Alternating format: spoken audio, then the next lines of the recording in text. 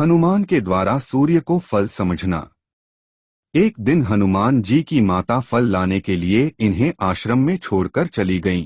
जब शिशु हनुमान को भूख लगी तो वे उगते हुए सूर्य को फल समझकर उसे पकड़ने के लिए आकाश में उड़ने लगे। उनकी सहायता के लिए पवन भी बहुत तेजी से चला। उधर भगवान सूर्य ने उन्हें अबोध शिशु समझकर अपने तेज से नहीं जलने दिया। जिस समय हनुमान सूर्य को पकड़ने के लिए लपके, उसी समय राहु सूर्य पर ग्रहण लगाना चाहता था। हनुमान जी ने सूर्य के ऊपरी भाग में जब राहु का स्पर्श किया तो वह भयभीत होकर वहां से भाग गया। उसने इंद्र के पास जाकर शिकायत की कि देवराज, आपने मुझे अपनी क्षुधा शांत करने के साधन के रूप में सूर्य और चंद्र दिए थे। आज जब अमावस्या के दिन मैं सूर्य को ग्रस्त करने के लिए गया तो मैंने देखा कि एक दूसरा राहु सूर्य को पकड़ने जा रहा है।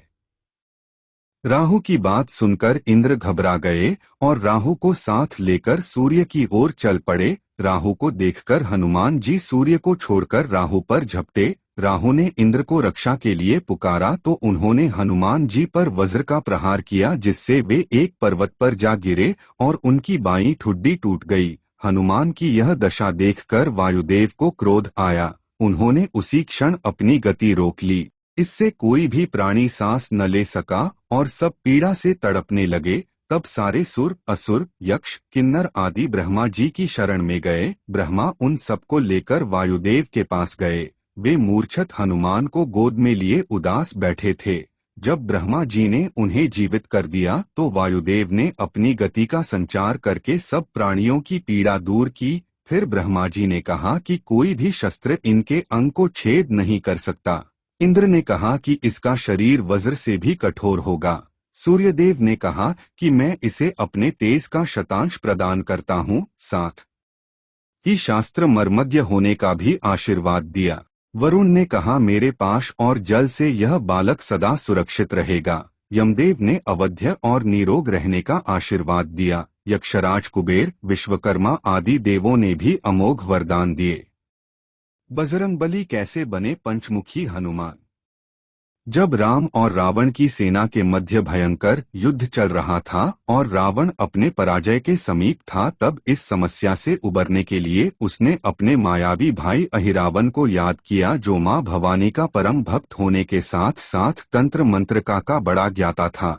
उसने अपने माया के दम पर भगवान राम की सारी सेना को निद्रा में डाल दिया तथा राम एवं लक्ष्मण का अपहरण कर उनकी देने उन्हें पाताल लोक ले गया।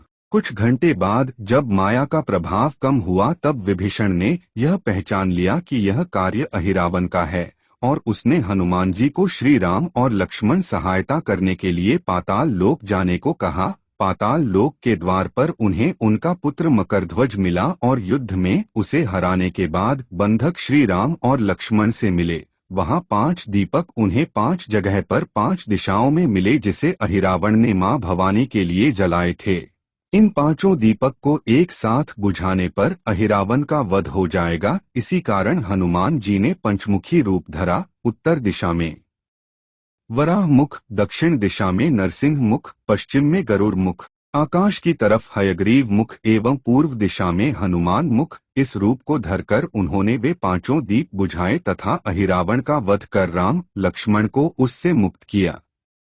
इसी प्रसंग में हमें एक दूसरी कथा भी मिलती है कि जब मरियल नाम का दानव भगवान विष्णु का सुदर्शन चक्र चुराता है और यह बात जब हनुमान को पता लगती है तो वह संकल्प लेते हैं कि वे चक्र पुनः प्राप्त कर भगवान विष्णु को सौंप देंगे। मरियल दानव इच्छानुसार रूप बदलने में माहिर था, अत विष्णु भगवान ने हनुमान जी को आशीर्वाद दिया। साथ ही इच्छानुसार वायुगमन की शक्ति के साथ गरुड़ मुख भय उत्पन्न करने वाला नरसिंह मुख, हयग्रीव मुख ज्ञान प्राप्त करने के लिए तथा वराह मुख सुख व समृद्धि के लिए था।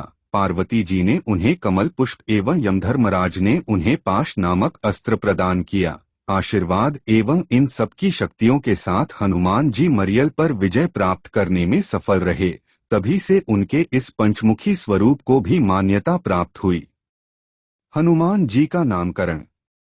इंद्र के वज्र से हनुमान जी की ठुड्डी, संस्कृत में हनु, टूट गई थी, इसलिए उनको हनुमान का नाम दिया गया। इसके अलावा ये अनेक नामों से प्रसिद्ध है, जैसे बजरंग बली, मारुति, अंजनी सुत, पवनपुत्र, संकटमोचन, केसरी नंदन, महावीर, कपीश, शंकर सुवन आदि।